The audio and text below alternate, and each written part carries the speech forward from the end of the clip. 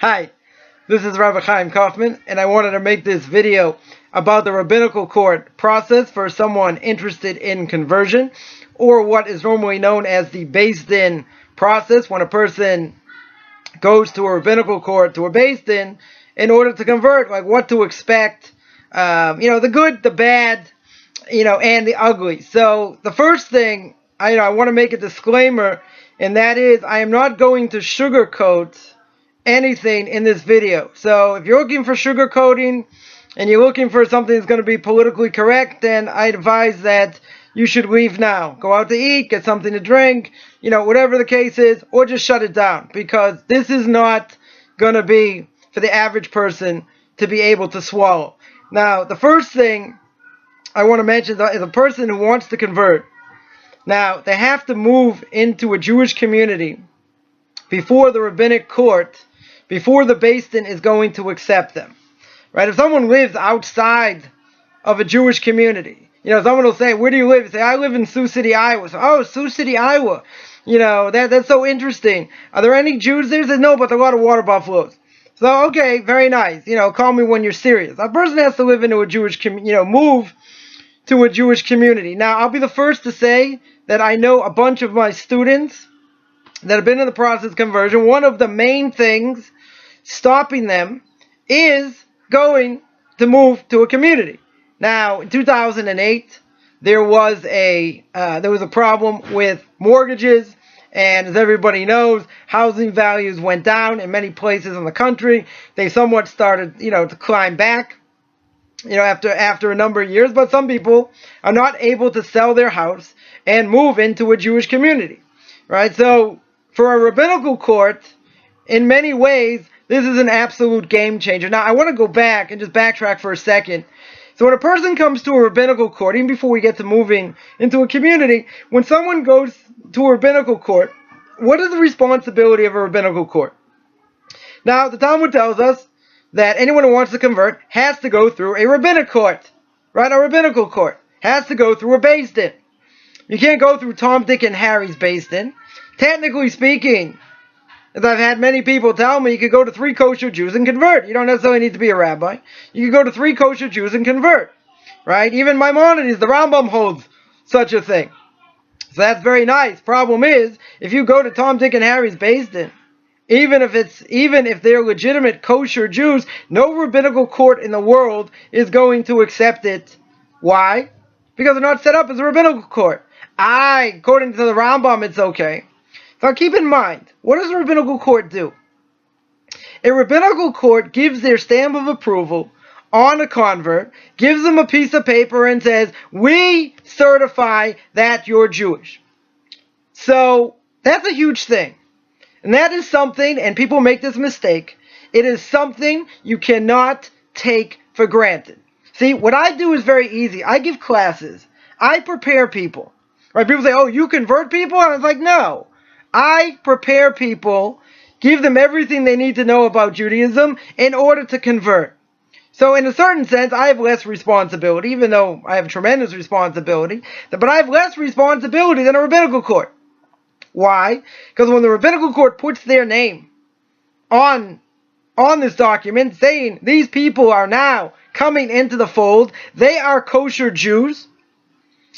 So what happens if these people, after conversion, don't really keep very much afterwards?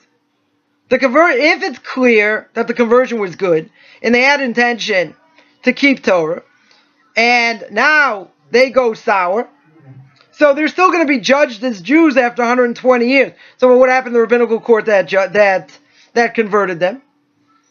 So if it's a good rabbinical court, then they get all the transgressions of these people. In other words, they're giving their stamp of approval. If they give their stamp of approval on someone who's quasi, even if they hide who they are, who they really are, and they pull the wool over the eyes of the Beis, and that can happen. Or let's say they just get weaker in belief afterwards. They get, I'll go through a little bit how you can get burnt out by the rabbinic court process, what can happen. But at the same time, they're sticking their neck on the line for the sake of Judaism by giving you this piece of paper. If they mess up, all three of them who signed on the paper get all the transgressions of these people because they made converts who were quasi. We're not looking for quasi-converts. We're not looking for converts at all. You want to convert, you are the real deal, you'll do whatever it takes, fine. But if someone goes sour after time, doesn't matter when, 5 months, a year, 5 years down the line, the Beis Din gets the problem. They get the headache from it in the next world. Maybe even in this world. So the first thing you have to understand, and again, not all Beis Dins do exactly the same thing. I mean, the criteria pretty much is the same. But each Beis Din can vary on different things. At the same time, the Beis Din is putting their stamp of approval. So, I do empathize when there are problems. And there could be problems with the rabbinical court, with the community. There could be any number of problems we'll get to. But I want you to keep in mind one major thing. And this may seem harsh, but I'm going to say it anyway. And that is that the rabbinical court and the Jewish community as a whole, that someone wants to come into Judaism, they owe you nothing. Nothing. You know why? Because we're not looking for converts. We're not interested. You want to convert, you show you the real deal, okay? We'll deal with you. Right? You might not think we're dealing with you in the right way, and we're making you go around in circles and doing other things, but we will deal with you if you want to convert. But the reality is, what do we owe non-Jews? We don't owe you anything. You're coming to us. You want to be part of the system. Is the system perfect? No. System's not perfect. Can people lie and pull the wool over the eyes of a rabbinical court? Yeah. Can the rabbinical court make mistakes? Yeah. Right? Nobody's perfect. But at the same time, the rabbinical court calls the shots. Now again, some rabbinical courts are more stringent. Some of them are more lenient, in different things. So I can't answer, and I will not answer. Why did this rabbinical court do this and not do, another rabbinical court wouldn't? Or this person was accepted before me. Or, and I know more, or whatever the case is. Right? So those questions I'm not going to answer. Sometimes what they do is wrong. I'm not, they're not perfect. Right? They could do things that they shouldn't be doing. That may be true. See, we only have one system. And if they hold something over a convert's head and it's not right, it's not right. No one's ever going to say it's right. No one ever is going to push it under the rug and say, no, this never happens. Right? I've had a number of students convert. Some have had better experiences with a rabbinical court. Some have had negative experiences. I've had both. But at the end of the day, they finished. So, as the process goes, and as difficult as it may be, at the end of the day, what I see quite a bit is people have trouble or different things. What do? They just vent. They just get angry. I'm not saying, don't get me wrong. I'm not saying that a person's complaints are not legitimate. At the same time, you have to work with the system. The system's not broken. It's not perfect, but it's not broken. Right? Well, as we always say, if it's not broken, you don't fix it. Could it be better? It could be better. Could it be more streamlined? Yeah. There are a lot of things that could be better. You see, but if a person has a negative experience, ask yourself the question. At the end of the day, if I get what I want, was it worth it? You can say, well, they transgressed by extorting things from me. Not saying it's right. Right? No one has the right to do that. If there are double standards, it's wrong. But you see, you're in the process for the long run. Now, being in the process in the long run means people are going to say things and people are going to do things. And you better learn from the very beginning. And I tell this to all my students. You better learn from the beginning to have thick skin. Because the rabbis will do things they probably shouldn't do. People should say things that they shouldn't say. I had somebody tell me a number of times, Orthodox Jews. in their community would say, oh, why are you doing this or why are you doing that? You're not even Jewish yet. Well, that's a Torah prohibition. That's called onus devarim. You're not allowed to remind something of things that they did in the past that are wrong. Oh, I remember you when you weren't Jewish. I remember you as a Jew before you became religious. I remember you eat shrimp and all that. That's forbidden. That's a Torah prohibition. You're not allowed to do that. So you ask me, why do people do it? Good question. I don't know. Why are people fat? Why do they smoke? It's not my problem. I don't have to answer that. They do it to themselves. You fill in the blank. Why did this person do this transgression? Good question. But a rabbinical court should be different. Rabbis should be different. They should be. They should be held to a higher standard. 100%. And if they do things wrong, it's wrong. But you see, this is the only system we have. So now a major complaint that's come up recently, and I hear quite often, and again, I make this clear that people have to know the first time I'll speak to them. I will tell them, you have to move into a Jewish community. If you don't move into a Jewish community, they will not convert you. Now, what does it mean to move into a Jewish community?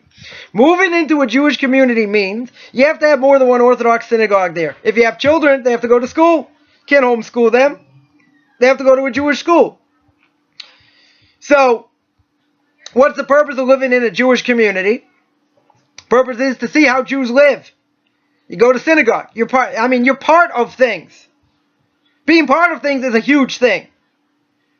You say, well, if I can't get to synagogue on Shabbos, like, okay, I'll try and do other things, whatever the case is. That's not enough. You see, the Rambam holds in the laws of repentance, one of the things that stops a person from doing tshuva, from proper repentance, is by being outside the community. By separating yourself from the community. Well, you say, well, I can't move. Now again, this is tragic. This is absolutely tragic. I don't have answers for this. It's tragic. There's nothing else to say. People can't move. High mortgages, can't sell. Can't have certain jobs. Can't transfer. This is a game changer. Like I said, when I speak to people the first time, I will tell them this. And then sometimes they'll get complaints, well, I should have known this years ago. And I got involved in this, but I can't move and I can't this. That's a game changer. It's a game changer. Now, what happens? What happens? You live in a community. There's one Orthodox synagogue. Let's say there's only Chabad. There's only Chabad. I'm not saying anything bad about Chabad. Let's say they're the only ones there. There is no other synagogue within 150 miles. Within 60 miles, whatever. There's only one synagogue. So, if a person lives in a community, even if they have a school there, rabbinical courts are not going to convert you because you don't live close enough to the community. A. And B, even if you move closer to the community, what happens if they go out of business? Could happen. Right? They can just pick up and leave and then you're stuck. So if there's a community that has more than one more than one Orthodox synagogue, so that'll make it a viable community. You don't expect 2 Orthodox synagogues to go bust. But if you have one, what kind of guarantee is that? Now, if you want to say, some people are allowed to convert based on a condition. What if a person, would have a Shabbos house, let's say. They would go away for Shabbos, each Shabbos to be near the synagogue. Is that enough? Probably most rabbinical courts will say no. And the reason is that if you're a guy, it's much more severe. Because you have to pray 3 times a day. Right? If you live too far away and you can't get there, or on Shabbos you can't get there, how in the world are you going to educate your kids by going to synagogue? Oh, we only go once a week. We only go twice a week. But we can't go more than that because, it's gas, it's time, it's this. That's the concern. The main concern really is they go out of business. So you're going to say they're double standards? You can say what you want. I'm not saying it's right if there are. But you see, there's a reason that they do this. And people will say, but it's not written in the Torah. It's not brought down in the Talmud. What is brought down is you have to go to rabbinical court. There's also a mitzvah people forget. There's also a mitzvah, a specific mitzvah to listen to the rabbis.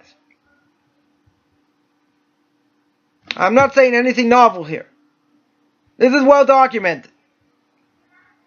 So if there's a mitzvah to listen to the rabbis, and now you have this rabbinical court, and they say, you need to, you're not in a viable community. We cannot convert you, even if you're better than most Jews. Even if you act better than most Jews, that's not an answer. That's irrelevant.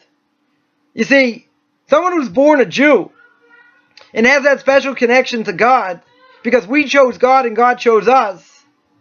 Right? So you say, membership has privileges. Nah. So what?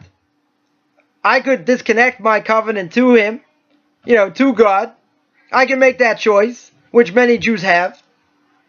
But at the end of the day, they're still Jews. So even if a non-Jew would be just as great as Moshe Rabbeinu himself, and would keep all the mitzvahs and do everything else, because they weren't accepted by a rabbinical court and they don't have a piece of paper, they're still not Jewish. It's tragic. I mean, I'm not making fun here. It's a legitimate complaint. But keep in mind, and again, this is where, the disclaimer comes in. Keep in mind, your great-great-great-great-grandparents rejected the Torah. This is well documented. Medrash brings it down. The Talmud in the beginning of Avodah Zarah and about idolatry, first chapter, page 2b is brought down. God went to all the nations. They rejected the Torah. God comes to Jewish people. God said, "You want the Torah?" They said, "Yeah." "You want to know what's written in it?" They said, "We don't care." They said, "Naseh v'nishma." We will do, then we will hear. God says, "Great." So we have a covenant. God said, "I'll never break the covenant with you." So you as an individual Jew, you can break the covenant. That's your choice. You have free will. Oh, you pay a price. You'll pay a price for sure. But you have that choice. So a non-Jew will come and say, "But I'm doing more than most Jews." Even if that's true. I'm doing more than most Jews. Right? Even so, since your great-great-great-great-great-great-grandparents rejected Torah, now this is not a small thing. Because they could have come and accepted the Torah. They could have been part of Avraham Avinu, of Abraham, when he came on the scene, been part of him, and not had to go through conversion. But they didn't. At a certain point, as the Ramchal says, as Rav Moshe Chaim brings down in Derech Hashem, in the way of God, he says they had a chance to do that, and then that chance was closed. It was closed. It was sealed forever. Because once the giving of the Torah came, that's it. You have to go through this horrible thing called conversion. I mean, horrible, not so horrible. The different gradations over here. I mean, you go through my classes, they didn't even call it horrible. But the bottom line is, since they rejected Torah, a non-Jew now has to go through the process of conversion. Again, you may not think it's fair. You may think, had I been there, I wouldn't have rejected the Torah. It's irrelevant. We don't care what you would have done. We don't care what your husband would have done, what your kids would have done, what your grandparents would have done, what all your relatives combined would have done. Irrelevant. You know why? Because they rejected it. And once Torah was rejected, you don't make it into a pretzel. You don't say that the Torah is made in my image. So when you come out and say that, it doesn't mean that much, that my grandparents and my great-great-great-great-great-great-grandparents rejected the Torah, you're wrong. You're 100% wrong, because that is the game changer. There is no other Jewish people. There is no other nation that accepted the Torah except for the Jews. All the nations in the world, people of Esav, the Western world, the modern world, right, that we know, the Western world, right, it went to Esav. You want the Torah? No. Well, what's written in it? Right? Now we're not interested. Goes to the Muslims. Goes to Yishmael. You want what's written in the Torah? What's written in it? Nope, not interested. Goes to every single nation. God comes, imagine. We'll make it a little more graphic if you don't get it and why it's so severe. And that is because God comes to all the nations and says, I'm God, I created the world. He's telling them, I created the world. You want the Torah? What's written in it? Can I smoke? Can I steal?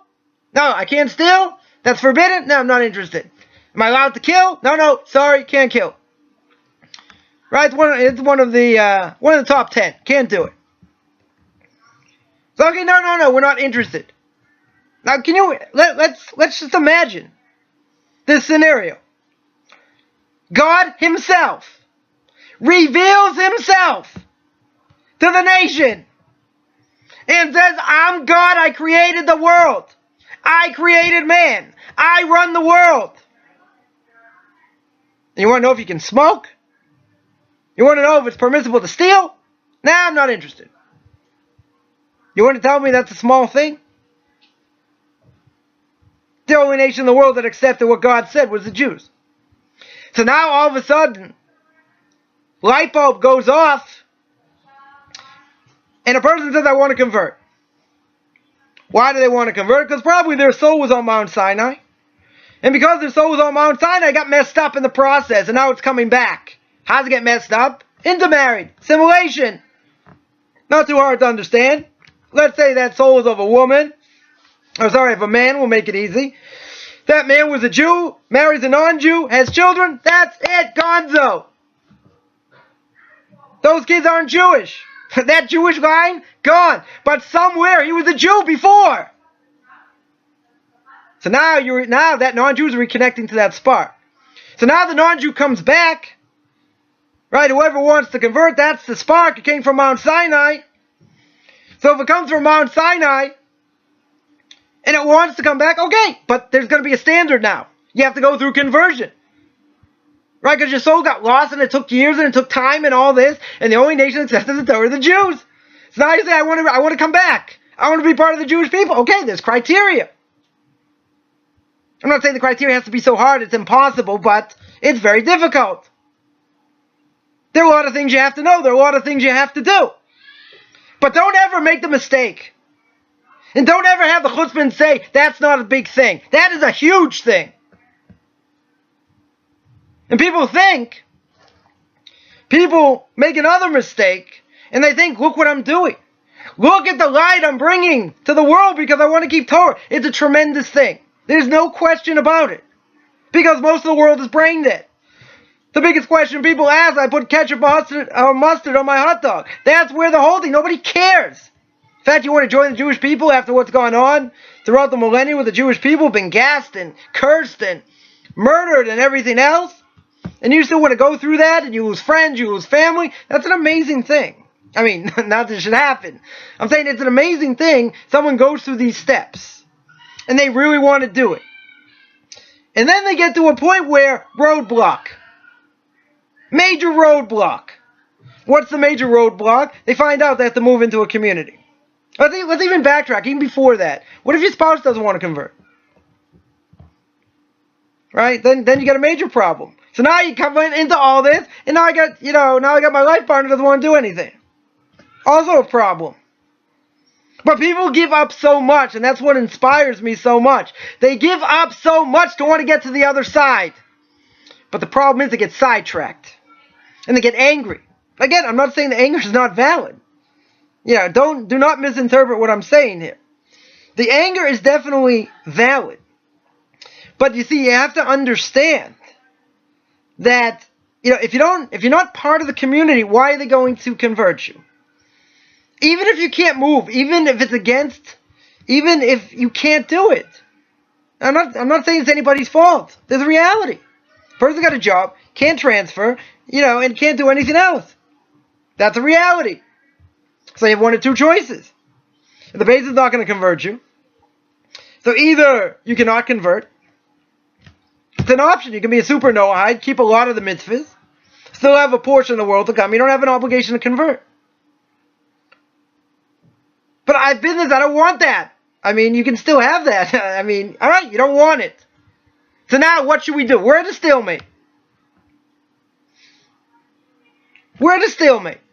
The rabbinical court says you have to move. They can't compromise. If they say, listen, having a Shabbos home is nice, and it's near the synagogue, it's very nice, it's not enough. Why is it not enough? Because you have one synagogue, let's say. That's tragic.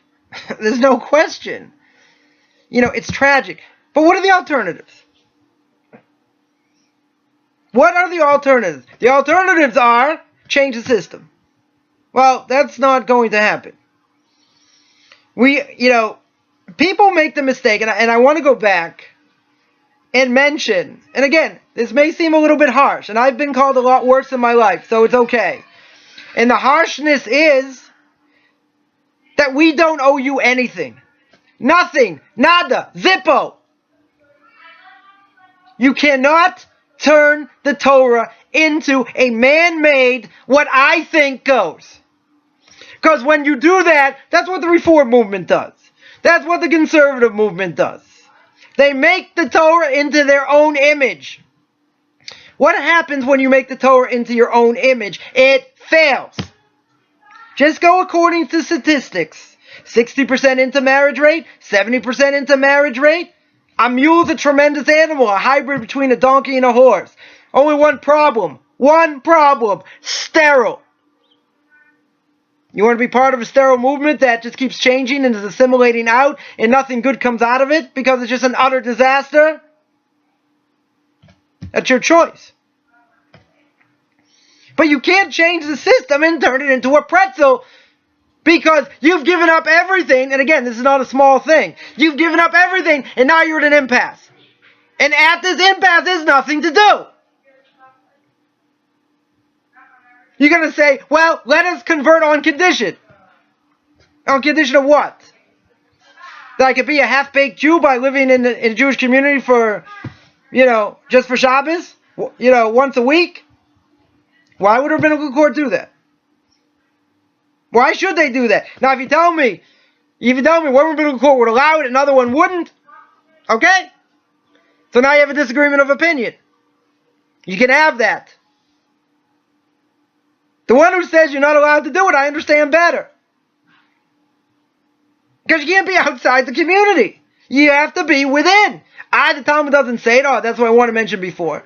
You want to tell me the Talmud doesn't say you have to live in a community. But let me ask you. I'll make a very simple inference. If a person wants to be Jewish, can you be a Jew online? I mean, there is such a thing as conversion online. You dunk in the virtual mikveh, in the virtual swimming pool. What does that mean? Doesn't mean anything. No one's going to say it's valid. It's nothing. But that's the only way I convert. That's not conversion. That's making the worst of a bad situation. That's like, well, I can't do anything, I'll do that. But who says you have to convert? If you can't meet a certain standard, then you can't do it. Doesn't mean it's not sad. Doesn't mean people have given up and now you hit a block. Right, you hit this wall. You can't be like Casper the Friendly Ghost and walk through it. You cannot take Torah and turn it into a pretzel and break it. Sorry. Jewish law is Jewish law. So, the simple inference, even if it's not written in the Talmud, is extremely logical. And the logic is, how are you going to learn about Judaism? Online? No. You're going to learn by being with Jewish people. How are you going to do that? Move in with them. Be part of their community. When you're part of the community, then you see what Jews do. And how they're supposed to act, hopefully. So I always say that whatever class I give and whatever information I give, to others is not the same as seeing it in person. I don't make videos when I give these classes. There are no videos. They're all audio. Right? I am making more videos on how-to and more practical things. But the practical knowledge that you're going to get is not through seeing. So you go to a Shabbos table, you see what people do. You see how they sing. You see how they make blessings. You see what they speak about at the table. So they say, I can have the best of both worlds. I can't live within the community, but I'll show up every Shabbos. Now, how is that a guarantee for a rabbinical court? Practically speaking, forget emotion, which may be a little bit difficult. How can that placate a rabbinical court? So some would say, that's the best we can do. We're doing everything else. And the other rabbinical court will say, it's not enough. You actually have to be there. You know, it's the whole question how far you have to be within the community, within the synagogue. You know, you can be 1.5 miles, 2 miles away. It's not the end of the world. 5 miles a problem. You know, most likely. But that's, you know, the rabbinical court at the same time, you have to keep in mind, these rabbis call it how they see it as well. Based on Jewish law, not based on just whatever they think. They're going on precedent. And they're also going on practicality. And the practicality is something like this is not going to work in the long run. It's just not. And they got the responsibility. Don't take that for granted. Because I know people are. You know, you cannot take what the rabbinical court has to do for granted. Because they have so much responsibility and they have everything to lose. And I do know in certain cities, their rabbinical courts will not touch conversion with a barge pole. They don't want it. They don't want to deal with it. They don't want to have the possibility of making a mistake and having to pay for it. Because someone flakes out, someone gets angry. You know, and over time, they just got so fed up they walk away. Now, that could be because of the system also. I'm not saying not. People can get burnt out. And this is why I'm making this video in the first place, because people are jumping up and down, saying all kinds of things that I'm not saying are not true. But at the end of the day, you want to get to the other side. You know what the rabbinical court's going to look at the most? Even more than knowledge? Right? This is I'm giving you information now that will help you in the future, you know, when you go to a rabbinical court. And that is midos. Midos are character traits. Now, rabbinical courts are not interested, and, you know, you can ask questions. People are, you know, rabbis certainly not against asking questions. You know, there's how you ask questions. There's how you insinuate things. There's body language. And I can tell you, if someone gives off bad body language, or they're giving answers that aren't acceptable, or people in my language cop an attitude, rabbinical court will make your life a misery.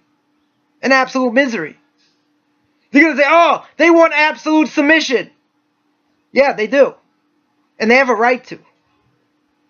You know, to a point. Reason is because they're putting their name on the line when they sign. And they want to make sure beyond the shadow of a doubt, this person's going to be an upstanding, proper Jew. Doesn't mean they're perfect. Doesn't mean they don't make mistakes. But they want to understand, and they want people to understand, that there's rabbinic jurisdiction. And rabbinic jurisdiction means what they say goes. But it's based on their knowledge, not just based on whims. Not just because they want to make your life a misery for making your life a misery. They want to know, 100%, you are the real deal.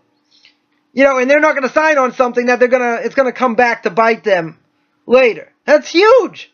There's nothing to talk about. That's absolutely huge. So, they want to see if you're going to submit to rabbinic authority. Now, a person can say, I've done that, and I've also gotten stung. Could happen. Could very well happen. But you see, they don't have to do anything. They don't, you know, a person comes, they show the sincere, yeah, very nice. You know, they know what the obstacles are. They know how few people actually finish. So they're not going to get all emotionally involved, so to speak, because they know they have everything to lose until they see for sure that they know this person's legit. And it could take, any length of time. Some people could take 2 years, some people could take more. Some rabbinical courts takes 5 years. But they're going to be pretty sure that this is the person that they want to say, is a bona fide Jew. And they have a right to. Now again, if you tell me, and I'm going to beat this, is a dead horse. But if you're going to tell me, yeah, some are corrupt, some do things they shouldn't, 100%, it's wrong. It's wrong. So what do? You throw out all rabbinical courts? What do? You label all rabbinical courts as bad, as corrupt? That's called racism. Right? You take a whole group of people and say they're all bad. All rabbis in rabbinical courts are bad. It's like saying all Asians are bad. All blacks are bad. All, Australians are bad. All Bostonians are good. But everyone else is bad. It gives you a right to vilify. I see it quite a bit.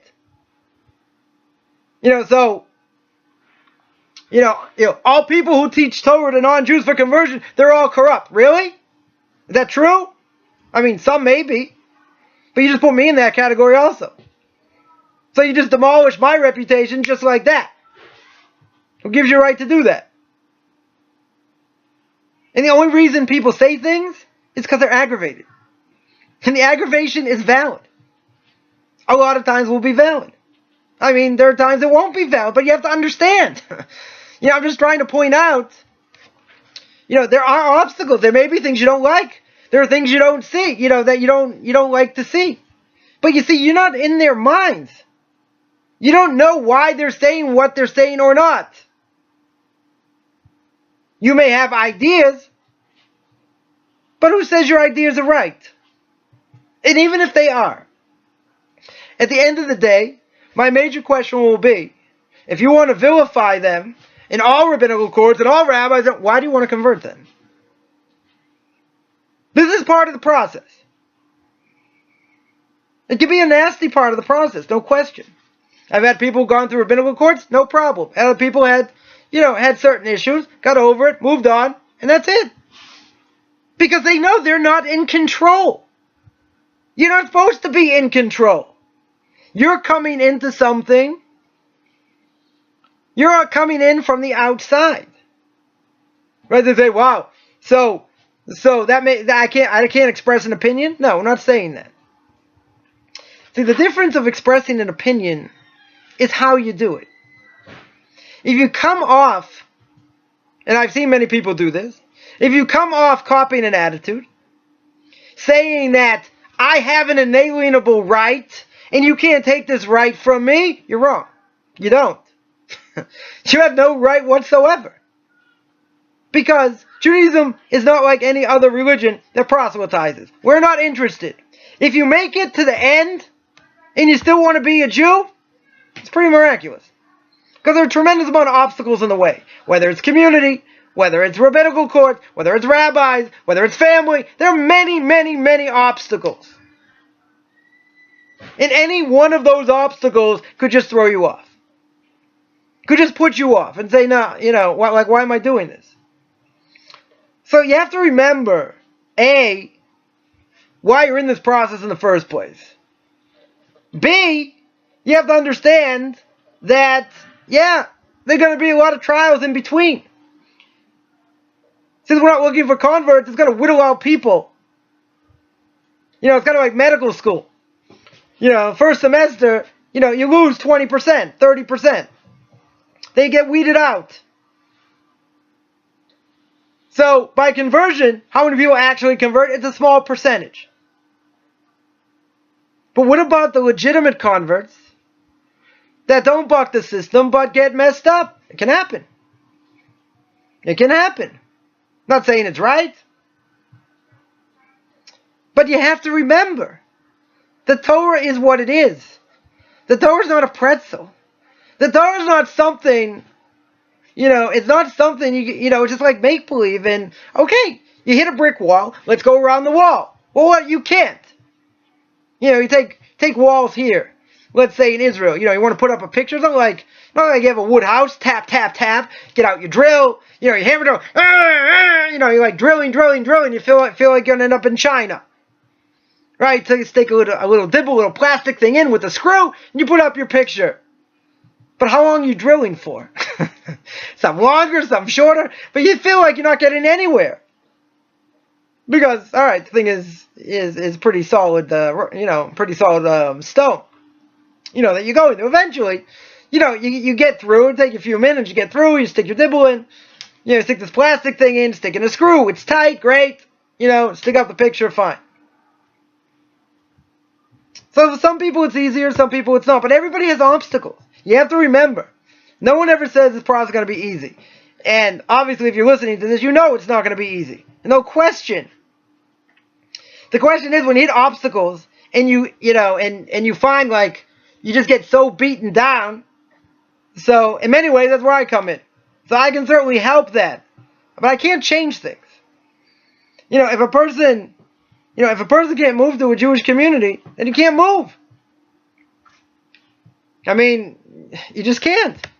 It's nobody's fault. It's a reality. So let's change the reality. Well, if you can't change your reality, how is the Torah supposed to change? How is the reality of the Torah supposed to change? The Torah is not supposed to be accommodating. Either you're allowed to do things, or you're not. We say, well, this is the middle ground. No, it's not. There are things that are a gray area that you need rabbinic scholars to discuss and decide, and true. You see, but there's certain things that are pretty standard. And that is, no rabbinical court will take you seriously unless you move into a community. Doesn't matter what you're doing, how much you're doing. You don't live in a community. That's a reality. Maybe a harsh reality, but everyone knows I don't steer away from harsh realities or anything else. It's harsh. I'm sorry. There's, a person can't move. It's tragic. There's no, I totally get it. I understand. But what are you supposed to do? I can tell you what not to do. And again, you can take whatever I say with a grain of salt. What not to do is vilify people.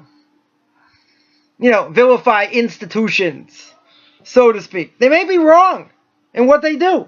Okay. So what does it gain? Just get you angry. Just vilify people. Tell them they're corrupt, they're this, they're that. If it's somebody that damages you, you're allowed to warn other people. Otherwise, if it's just vilification, it's called lashon hara. It's called speaking about badly and it has no toelis. What benefit is there? So you might say, well, one benefit is I'll make sure people never go to this place. And they'll go to other places. I don't know. Causes such bad blood. You do it in such a public way, that's not an answer. So you say, well, if I don't speak out, you can have people that lie and are passive and don't say anything, and they pass through. And maybe they're not legit. Maybe. That's also tragic. Should never happen. Can someone work them through, get lost in the system and actually come out the other end? Yeah, it can happen. People can be fooled. It's not right. Doesn't matter if it's not right, even if it happens. So what? You have to look at your own situation. Doesn't matter what this other person did, what 5 other people did. You're in your own situation. You're going to say it's not fair. May not be. It absolutely may not be. But there's only so much you can do. Vilifying them on social media is not the answer. It gets people more riled up and gets people more confused. Because there are plenty of people who don't have a negative experience. As negative. That can certainly happen also. So they'll say, I don't know what you're talking about. I never had such a bad experience. Some people have more, some people have less. It's part of the process. But what about people who are corrupt and people extort? It's wrong. There's nothing to talk about. It's wrong. So it happened to you. Obviously it happened to you for a reason. What's the reason? Can't tell you. But the question is how you deal with it. The question is how you go, all the people I see that have issues, all I see, and we don't need converts like this, trust me. We don't need converts with an attitude. They may have been, things done wrong to them and other things. Again, I'm not pushing that under the carpet. At the same time, nothing happens for no reason. Why do they happen? Why do things happen? I can't tell you. I'm not a prophet, at least not yet. Working on it, but I don't know why. So each person has to take their own trial and tribulation, and deal with it. But At the end of the day, as a number of people I've seen, they're just angry, and everything they post is anger. Anger against Judaism, anger against the system, anger against communities. Like, there's nothing positive that they post. Nothing. So let me ask you again, this may be a little bit harsh. And I don't care if you've been beaten down by the system. There are many people who've been beaten down life in general without going through all this. This is just extra. No one has it easy with anything. But I'm going to ask you, I'm going to ask a very harsh question. And the very harsh question is, you want to comp an attitude? You want to think you know better? With all your extensive knowledge and how the system works and everything else, and like you're yourself a rabbi to give over and do all these things, and you know more than they do? We don't need converts like you. We're not interested. At some point, you have to learn, and it may be a very hard lesson. Doesn't matter how much knowledge you have or think you have. We mentioned before, there's a mitzvah to listen to the rabbis. If there's a mitzvah to listen to the rabbis, then there's one thing that you have to learn. And the one thing you have to learn is to eat humble pie. Eating humble pie does not mean to get, wrung over like a dish rag. Eating humble pie means you show humility. And there are way too many people that don't know what the word humility means or know how to spell it, because we don't owe you anything. You want to come in, you come in on our terms, not on what you think it should be. And until you learn that, and you envision it, you envelop it, you live it, I don't want to hear about conversion. Stay as a non-Jew. Be a Noahide. Be a super Noahide. Be a super Ger. Go get Ger. Who cares? Do whatever you want. Don't be a Jew.